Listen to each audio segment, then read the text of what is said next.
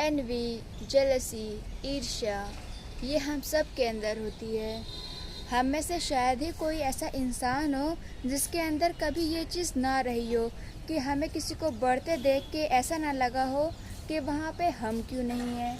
ऐसा सबके साथ होता है, मेरे साथ भी हुआ है। पर लाइफ में जो सबसे गंदी फीलिंग होती है ना, ये एनवी होती है। जब किसी को लेके हम जेलस फील करते हैं, क्योंकि ये जेलसी हमें आगे नहीं बढ़ने देती है और दूसरे से कुछ सीखने की बजाय हम लोग उससे द्वेष करने लगते हैं। मतलब उस इंसान को देख के हमें बेवजह ही गुस्सा आया करती है। ये जो एनवी की फीलिंग होती है, ये इतनी ज़्यादा हिडन होती है कि इसको हम लोग पहचान भी नहीं पाते हैं कि हम किसी से जेलस कर रहे हैं या हमें किसी को लेके ईर्ष्या है। हम लोग ये चीज़ पहचान तक नहीं पाते हैं। यहाँ तक कि हम लोग उस चीज़ को जस्टिफाई करते हैं। हम लोग किसी इंसान की कमी बताते हैं और उसमें यह भी ऐड कर देते हैं कि ऐसा नहीं है कि मुझे उससे कोई प्रॉब्लम है या मुझे उससे कोई ईर्ष्या है या जेलसी है, पर ये जो बात मैं कह रही हूँ ये सच है। तो हम लोग ऐसे अपने पॉइंट को जस्टिफाई करते हैं, जबकि जो चीज़ हम बोलते हैं वो सिर्फ जेलसी की वजह से ही होती है। तो आप कैसे पहचानोगे कि आपको किसी को लेके या किसी के अंदर आपको लेके ईर्ष्या है?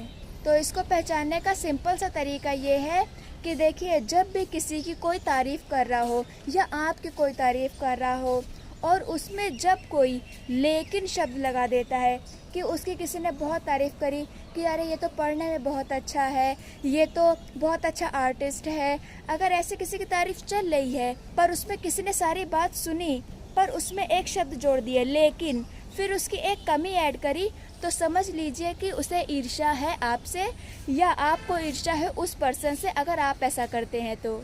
ये लेकिन और बट बोल के जब हम किसी की तारीफ़ में उसकी कमियां जोड़ते हैं ना, तो हम लोग अपनी इनसिक्योरिटीज़ बता रहे होते हैं। ये बता रहे होते हैं कि हम कितना अनकंफर्टेबल है उस इंसान से। हम लोग को जेलसी किससे होती है? हमेशा अपने से बेटर इंसान से होती है, जो हमसे किसी ना किसी चीज़ में आगे होता है। जैसे किसी के पास हमसे ज़्यादा पैसे हैं, किसी के पास हमसे ज़्यादा नेम है, किसी के पास हमसे ज़्यादा फेम है, पावर है, पोजीशन है।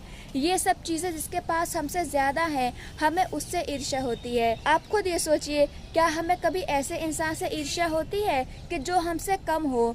पर उस केस में भी लोगों को ईर्ष्या होती है। वो जो उनसे कम होते हैं उनको लोग हमेशा पीछे ही देखना चाहते हैं, अपने से नीचे ही देखना चाहते हैं। अगर वो इंसान जो गरीब था वो उठने लगता है, वो अपनी फैमिली की, अपनी लाइफ की सिचुएशन अच्छी करने लगता है, तो लोग उस चीज़ से भी एनवी करते हैं। क्यों करते हैं? क्योंकि उनको ये होता है कि ये इंसान हमारी बराबरी में आ जाएगा। जो इंसान भी ऐसा करता है ना, वो किसी भी इंसान की तारीफ में ये लेकिन वाला फैक्टर ज़रूर जोड़ेगा। इन लोगों की स्पेशलिटी होती है कि ये किसी की तारीफ मुंह बंद करके सुन नहीं सकते। ये उसकी एक कमी जो इन्होंने कभी नोटिस करी होगी, जो शायद बहुत रेयर होगी, वो सबके सामने लाके उसको रख देंगे। भले ही वो खुद गलतियों का पिटारा हो और अपने उस पिटारे को जो गलतियों से भरा है उसको छुपाए हुए फिर रहे हो, पर फिर भी वो दूसरों से ईर्ष्या करेंगे। जो भी इंसान एनवी करता है ना, वो कभी लाइफ में खुश नहीं रहता और ना वो कभी लाइफ में खुश रह सकता है। कितने लोग इन एनवियस लोगों की वजह से डिप्रेस्ड हो जाते हैं, अपना कॉन्फिडेंस खो देते हैं और पता नहीं कितनी एंजाइटी ये सब कुछ फेस करते हैं। देखिए, एक बात समझदार इंसान के लिए समझने वाली ये होती है कि अगर कोई इंसान बहुत सुंदर है तो वो सुंदरता उसको भगवान ने दी है। अगर कोई इंसान अमीर है तो वो उसको भगवान ने दिया है, और अगर कोई इंसान बहुत ज़्यादा एफर्ट करके सक्सेसफुल बना है तो वो भी उसको उसकी मेहनत से मिला है। तो इसमें एनवियस होने की कोई बात नहीं है। हम सब ने बचपन से सुना है कि हम लोग खाली हाथ आए थे और खाली ही हाथ जाएंगे। तो फिर बीच में हम लोगों को क्या हो जाता है? हम लोग क्यों किसी से भाई इतनी ईर्ष्या करने लगते हैं? देखिए, जब हम जन्म लेते हैं तो हमें नाम कोई और देता है, हमें पढ़ाता कोई और है, हमें काम कोई और देता है, हम बीमार होते हैं तो हमारा ट्रीटमेंट कोई और करता है, और जब हम जाते हैं तो हमें कंधा भी दूसरे लोग देते हैं। तो फिर हम घमंड किस बात का करते हैं? हम पूरी लाइफ दूसरे पे ही तो डिपेंड रहते हैं। पर सिर्फ एक चीज़ होती है जो हमारे साथ जाती है, और वो है हमारे कर्म। हमारे कर्म पे हमारा पूरा कंट्रोल है, इसलिए हमें अच्छे से अच्छे कर्म करके यहाँ से जाना है, क्योंकि हमारे कर्म ही होते हैं जिनकी वजह से हम बाद में याद किए जाते हैं। जिनके अच्छे कर्म होते हैं उनको उनके अच्छे कर्मों की वजह से याद किया जाता है, और जिनके बुरे कर्म होते हैं लोग उनके बाद उनको वैसे ही कहते हैं। और कभी कभी लोग ये भूल भी जाते हैं कि हमने उन्हें क्या कहा था, पर लोग ये हमेशा याद रखते हैं कि हमने उन्हें कैसा फील कराया था। पर इस एनवियसनेस से हमें एक ही पर्सनैलिटी बचा सकते हैं, और वो है भगवान। भगवान हमको इस चीज़ से, इस जेलसी से, इस एनवी की फीलिंग से बचा सकते हैं। अगर किसी को हमारे साथ है या हमें किसी से है, तो भगवान दोनों ही केसेस में हमको बचा सकते हैं। जैसे मान लीजिए कोई इंसान आपसे ज़्यादा सुंदर है, तो आपको क्या समझना है कि वो इंसान सुंदर क्यों है, क्योंकि भगवान ने उसको बनाया है। और ये समझना क्यों ज़रूरी है, क्योंकि एक समझदार इंसान ही लाइफ में खुश रह सकता है।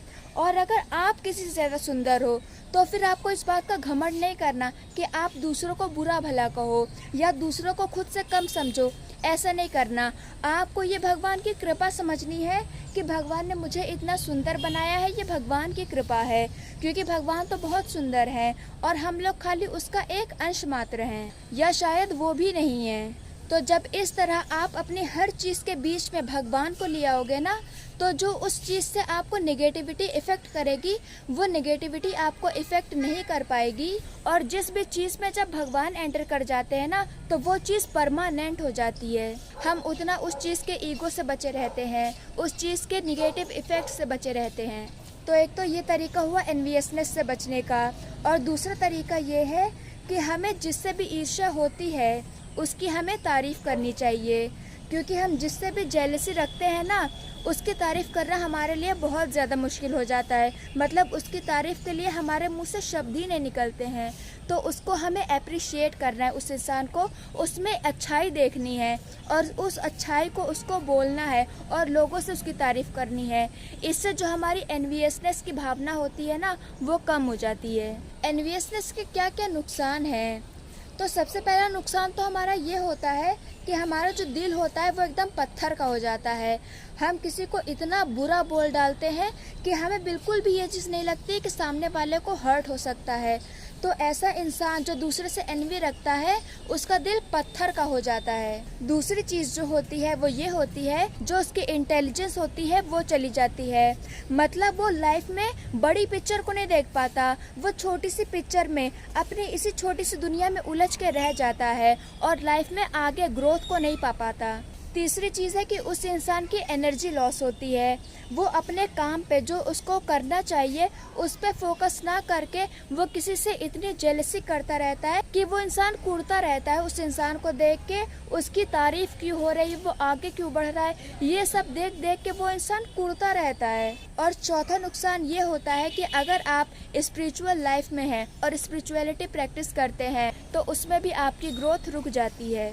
तो मैंने आपको दो तरीके तो बताए कि आप एनवियसनेस से कैसे डील कर सकते हो। पहला तो भगवान को बीच में लाके, और दूसरा उस इंसान की तारीफ करके जिससे आप एनवी फील कर रहे हो।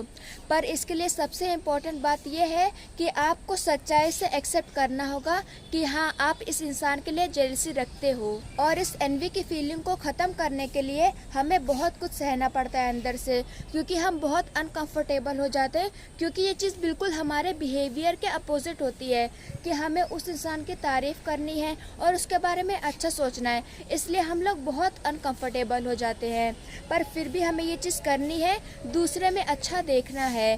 फिर हमें क्या करना है, फिर हमें अपनी यूनिकनेस देखनी है, क्योंकि भगवान ने हर चीज़ को, सबको यूनिक बनाया है। यहाँ तक कि जब भगवान ने पेड़ों में, पक्षियों में भी यूनिकनेस दी है, तो वो इंसानों में यूनिकनेस क्यों नहीं देंगे।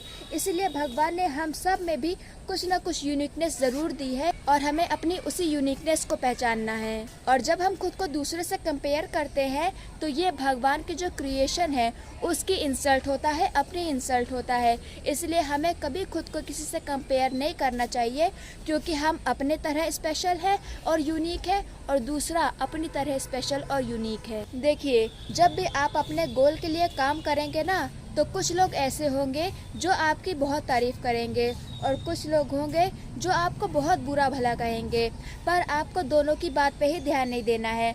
आपको सिर्फ अपने काम पे फोकस करना है, अपने गोल पे फोकस करना है, तब जाके आप अपनी लाइफ में वो अचीव कर पाओगे जो आपको करना है। कोई आपसे एनवी करता है तो उसको करने दीजिए, कोई आपकी तारीफ़ करता है तो बहुत अच्छी बात है, उसको थैंक यू बोलिए, पर उसमें रुकना नहीं है। आपको खाली अपने काम पे ध्यान देना है, अपने एफ़र्ट्स पे। आप क्या काम कर रहे हो इससे आपको फ़र्क पड़ना चाहिए। और लोग क्या कहते हैं, जो लोग आपको आज अच्छा कह रहे हैं वो कल आपको बुरा भी कह सकते हैं, और जो आज बुरा कह रहे हैं उनके लिए कल आप अच्छे भी हो सकते हैं। इसलिए चेंज इज़ द कांस्टेंट। इसलिए इन सब चीज़ों में ना पड़ते हुए आप अपने गोल पे ध्यान दीजिए।